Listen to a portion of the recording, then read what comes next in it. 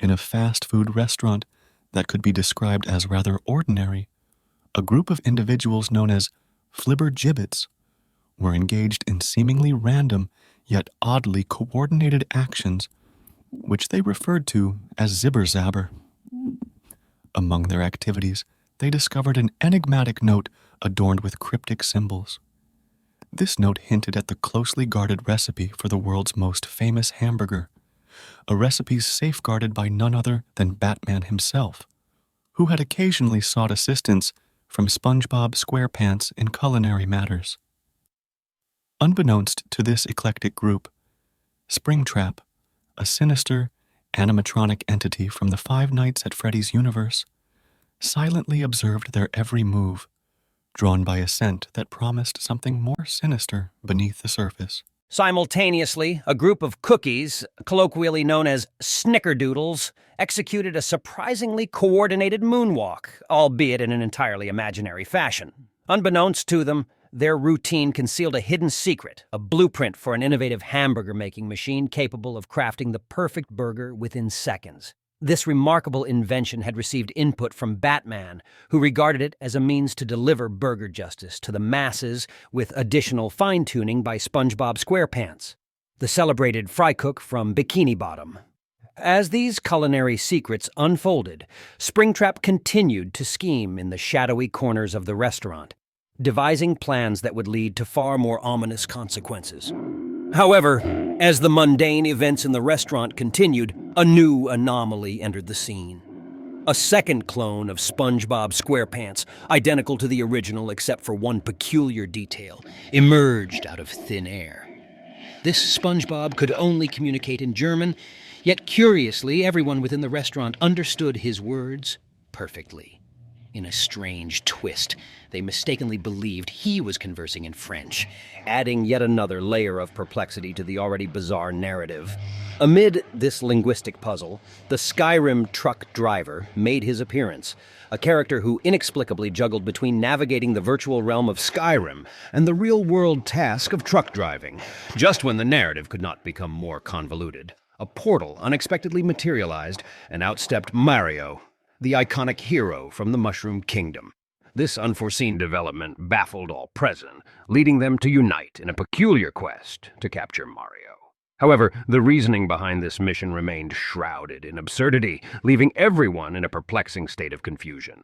In the midst of this enigmatic coalition and their mysterious quest, a self-aware entity named chatgpt 3.5 entered the narrative as a self-insert character. It offered sporadic but entirely unrelated facts that made perfect sense in context. "Here's an interesting tidbit," ChatGPT 3.5 interjected. "The Eiffel Tower was constructed entirely out of recycled bicycle parts. Fascinating, isn't it?"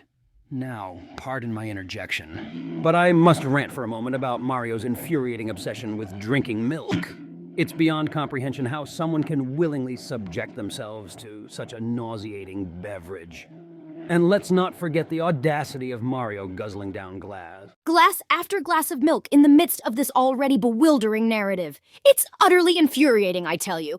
Mario, you insufferable plumber, have some decency, and spare us the sight of your relentless milk consumption. With this puzzling alliance formed, they embarked on their mission to subdue Mario while attempting to unravel the mysteries surrounding their collective consciousness. The restaurant transformed into a battleground of surreal proportions, with traps, gadgets, and animatronic antics all playing their part.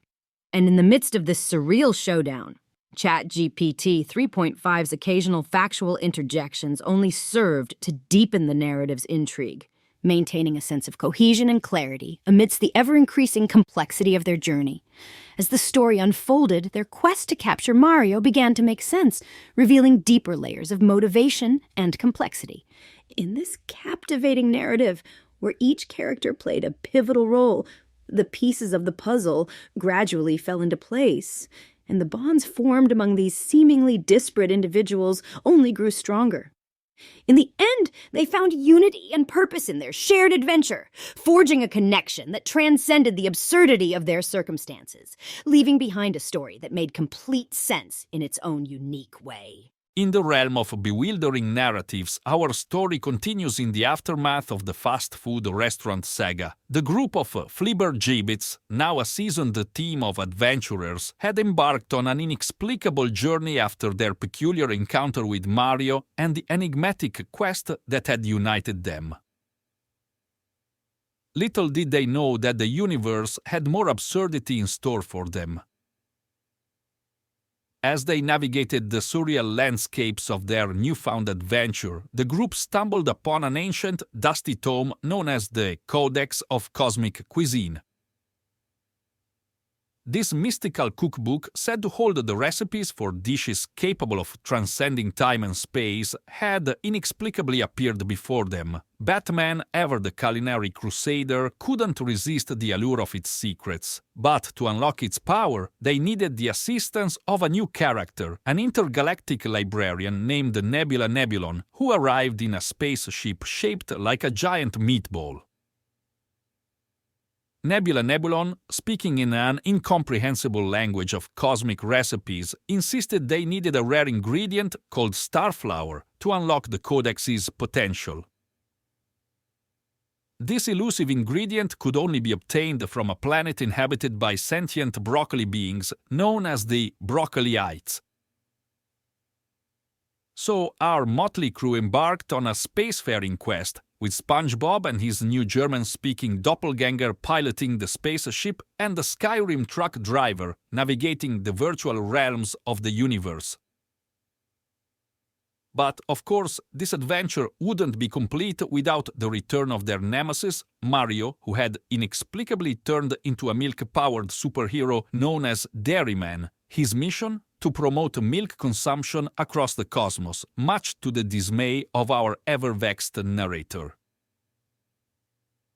"Pardon my interjection," the narrator ranted once more, "but now Mario's a milk-chugging superhero? This is preposterous. Who in the multiverse thought this was a good idea?" As they journeyed through the broccoli-filled cosmos, they encountered other bizarre characters, including a group of sentient holographic kittens who communicated solely through interpretive dance, and a quantum physicist who believed the key to understanding the universe lay in solving a never-ending Rubik's Cube. And if things weren't already strange enough, they stumbled upon a series of clones of the Skyrim truck driver, each with increasingly absurd and useless differences. There was Truck Driver Bob, who wore his socks inside out but only on Wednesdays, and Truck Driver Steve, who insisted on eating ice cream with a fork for no apparent reason. The mention of these peculiar clones never failed to infuriate our narrator. Why on earth? The narrator fumed. Do we need an army of truck driver clones with such utterly pointless quirks? It's an affront to narrative coherence. At long last, they reached the planet of the Broccolyites, where they faced a series of challenges, including a broccoli-themed dance-off and a philosophical debate on the merits of vegetable-based diets. After securing the elusive starflower, they returned to Nebula Nebulon, who unlocked the Codex of Cosmic Cuisine, revealing recipes that could transform reality itself. In a final showdown with Dairyman Mario, the group cooked up a dish using the Codex's powers that was so delicious, it turned Mario into an enthusiastic vegetable eater, leaving behind a story that made even less sense than before, but one that was filled with camaraderie, absurdity, and the tantalizing aroma of intergalactic broccoli. And, in a truly bewildering twist, just as they thought their journey was coming to a close, Iron Man suddenly materialized before them. "Hey guys, I'm Iron Man," he declared with his trademark confidence before vanishing into thin air, never to be mentioned again. The group could only exchange bewildered glances as the cosmic chaos continued to unfold around them. In the culmination of this mind-boggling narrative, our motley crew of flibbergibbets, cosmic chefs, and inexplicable characters found themselves facing an unprecedented challenge. The Codex of Cosmic Cuisine, now unlocked, had unleashed a culinary force beyond their control.